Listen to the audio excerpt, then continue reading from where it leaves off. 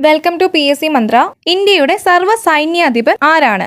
പ്രതിരോധ മന്ത്രി, രാഷ്ട്രപതി, കരസേനാ മേധാവി, പ്രധാനമന്ത്രി. ഉത്തരം രാഷ്ട്രപതി. ഇന്ത്യയുടെ ദേശീയ നൃത്തരൂപം ഏതാണ്?